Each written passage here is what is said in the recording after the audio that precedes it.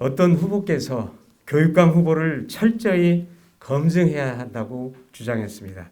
그렇습니다. 후보에게 검증은 당연합니다. 해야 합니다.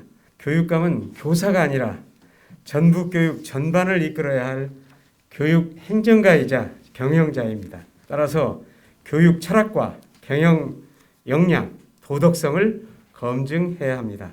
저 서거석은 평생 교육자의 길을 걸었고 전북대 법대 학장, 전북대 총장직을 맡아 교육행정, 대학 경영을 경험했습니다. 교육자로서 서거석은 늘 학생 중심의 교육을 실천해 왔습니다. 학생 중심 교육은 저의 확고한 교육 철학입니다. 교수 시절 저는 민주화 교수협의회 활동을 하였고 학생 운동을 하다 학교를 벗어난 학생, 가정 형편으로 학업을 중단한 제자들을 재입학시켜 장학금을 주선하고 진로를 살폈습니다. 그들 중 몇몇은 사법고시에 합격해 지금 법조인으로 활동하고 있습니다.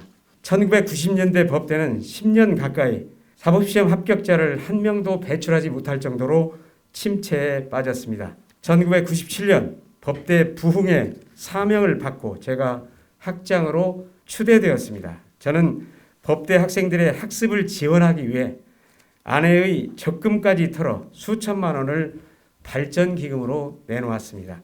그 돈이 마중물이 되어 동료 교수 졸업한 동문들의 동참으로 한 달 만에 2억여 원의 기금을 모을 수 있었습니다. 기숙사와 학습실을 획기적으로 개선하고 학생을 체계적으로 지도하면서 사시 합격생을 배출, 호남 충청 지역 최다 합격자를 배출하는 기틀을 마련했습니다. 이것은 전북대가 로스쿨을 유치하는 데 결정적인 요인이 됐습니다. 2006년 12월에 전북대학교 총장에 임용됐습니다. 총장 취임 당시 전북대는 총체적 위기에 있었습니다. 그런 전북대를 당시 중앙일보 평가 전국 40위권에서 전국 10위권으로 위상을 크게 높였습니다. 먼저 교수들이 역동적으로 연구할 수 있도록 노력했습니다. 취임 당시에 360억이었던 교수들의 연구비 수주액을 1,176억 원으로 올려 연구비 1,000억 원 시대를 열었습니다. 교수 연구비 총액, 1인당 연구비 모두 법인을 제외한 국립대 1위를 차지했습니다. 연구 논문 기준도 글로벌 수준으로 높였습니다. 교수의 연구 질적 수준이 전국 종합대 3위로 급격히 상승했고 SCI 논문 증가율은 전국 1위로 올랐습니다. 연구 활동이 활발한 만큼 일부 부작용도 있었습니다.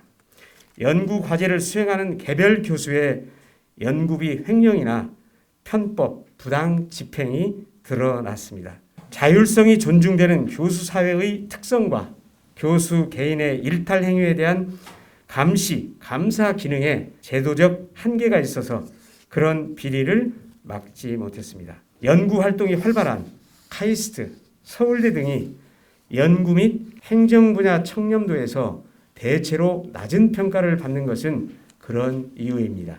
탄탄한 연구 인프라를 구축하기 위해 대형 국책사업 유치에 총력을 기울였습니다.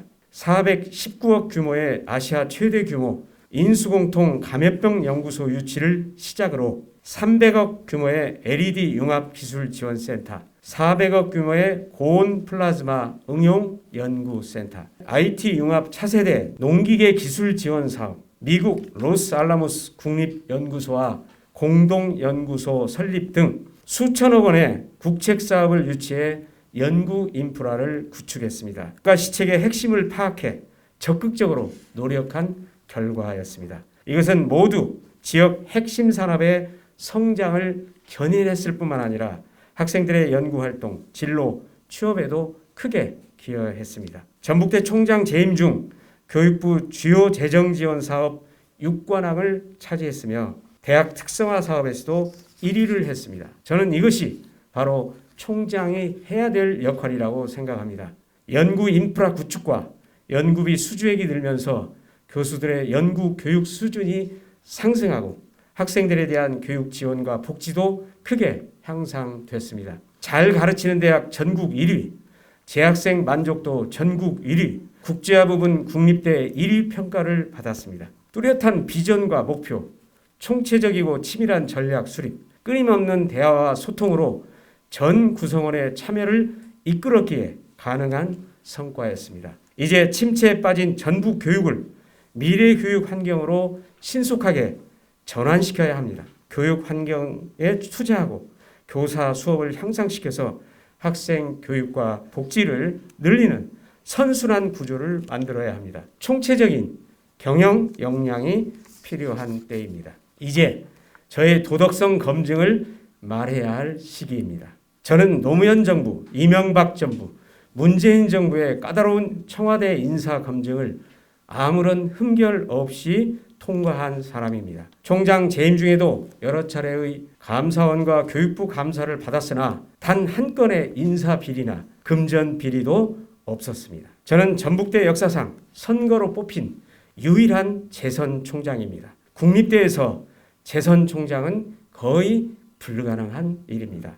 대학사회에서는 그물망처럼 많은 사람들이 지켜봅니다. 조그만 흠결도 숨길 수가 없습니다. 아니, 없는 흠도 만들어내는 게 선거입니다. 저에게도 여러 경쟁자가 있었고 선거 과정에서 맡아두어도 있었습니다. 능력은 물론이고 조그마한 비리라도 있다면 결코 연이은 선택을 받을 수 없습니다. 어쩌면 총장 재선이야말로 저의 도덕성, 청렴에 대한 가장 확실한 검증이요 보증이라고 말할 수 있습니다. 아마도 대학에 몸담은 분들은 이 말을 쉽게 이해할 것입니다. 마지막으로 부끄럽지만 대학 학장, 총장 시절 제 사재를 기부한 증명서를 제시합니다. 저는 살아오면서 사사로운 이익에 단 한 번도 눈을 돌려본 적이 없었다고 감히 자부합니다. 그리고 직을 맡으면 오로지 그 직분에 혼신의 힘을 다했습니다.